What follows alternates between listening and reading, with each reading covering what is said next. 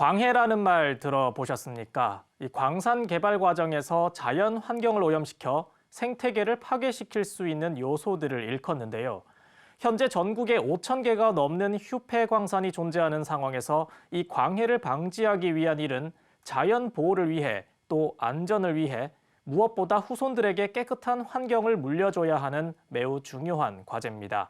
광해 방지, 어떤 사례가 있고 어떻게 이루어지는지 강원도 태백 일대에서 직접 취재했습니다. 2007년부터 지난해까지 약 1조 2천억 원이 투입된 광해 방지 사업. 광산 개발 과정에서 지반 침하나 폐석, 먼지 날림 등으로 발생한 자연 환경 훼손을 복구하는 겁니다. 광해 유형 가운데는 산림 훼손이 32%로 가장 많은 부분을 차지합니다. 태안광업 한보광업소가 운영하던 강원도 태백의 1, 2광구 일대 역시 석탄 폐석으로 훼손된 11,000제곱미터의 임지 복구를 완료했습니다. 15,000그루가 넘는 나무가 심어졌으며 석재 옹벽과 수로 등으로 탄광이 있었던 흔적을 말끔히 지웠습니다. 직접적인 광해 방지 사업은 아니지만 폐광을 활용해 관광지로 개발된 모습도 눈길을 끕니다. 옛 갱구는 시민들이 자유롭게 드나들며 자연과 함께 산책할 수 있는 공간으로 거듭났습니다. 이렇게 전국 폐광산이나 휴광산에서 발견한 광해의 약 22%가 복구됐으며 올해부터 시작되는 4차 기본계획을 통해 2026년까지 30% 복구를 목표로 하고 있습니다. 전국에 약 5,500개의 휴폐 광산이 존재하고 있으며 3,300개의 광산에서 광해가 발생한 것으로 확인되었습니다. 공단은 현재 이 중에서 약 20%의 광해 방지 사업을 완료하였으며 2026년까지 매년 약 1,000억 규모의 예산을 투입하여 30%까지 복구를 완료할 계획입니다. 광해 방지 사업은 수질 정화에도 힘쓰고 있습니다. 1954년부터 1993년까지 40년간 석탄 생산지였던 강원도 태백의 함태 탄광. 폐광된 지 30여 년이 지났지만 탄광이 있었던 곳에서는 끊임없이 물이 흘러내리고 있습니다. 폐광 후 세월이 흐르면서 중금속 등이 포함된 광산 배수가 나오는 겁니다. 그러나 이 물은 바로 하천으로 흘러가지 않고 광해 방지 사업을 통해 만들어진 바로 옆 대규모 수질 정화 시설로 모입니다. 첫 번째 수처리 과정에서 물에 산소를 투과하자 여전히 많은 철 성분으로 인해 물은 한눈에 봐도 붉은색을 띱니다.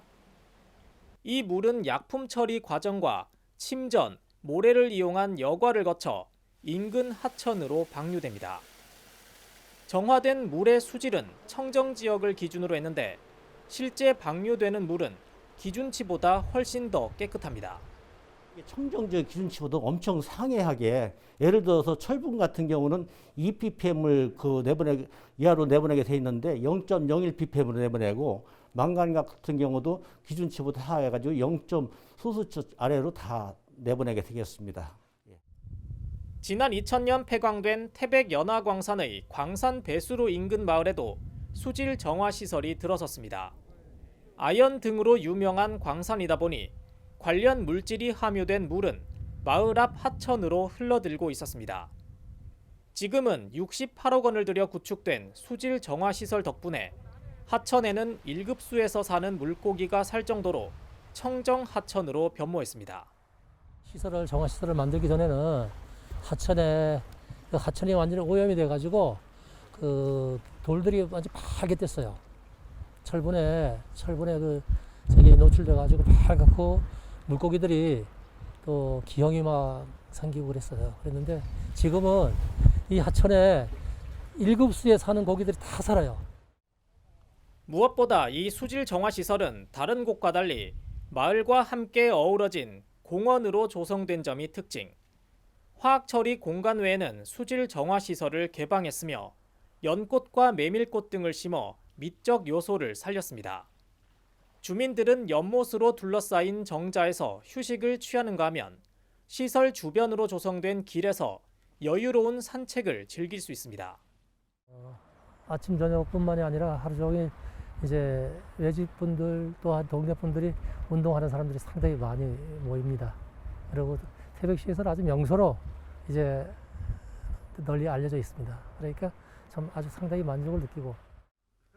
올해부터 시행되는 4차 기본계획에는 이와 같은 휴폐광산뿐 아니라 가행광산, 즉 현재 운영 중인 광산에 대해서도 선제적으로 광해 방지를 확대합니다. 광산 개발 단계에서부터 환경 피해를 방지하는 건 물론 탄소 중립에도 기여할 수 있다는 취지입니다. 가행광산의 광해방지 사업 지원을 확대하여 국내 광업의 ESG 경영을 지원하고 광해방지 사업을 통해 2026년부터 매년 약 1,400톤의 이산화탄소 상쇄 효과 실현을 목표로 하고 있습니다. 오염된 땅과 물, 훼손된 산림 등 대규모 광산 개발이 지나간 흔적은 반드시 지워야 하는 과제. 광해 방지 사업 활성화로 경제 발전 속에서 제 역할을 다한 우리의 자연이 다시 예전과 같은 모습으로 활력을 되찾을 날을 기다리고 있습니다. 채널I 산업뉴스 이창수입니다.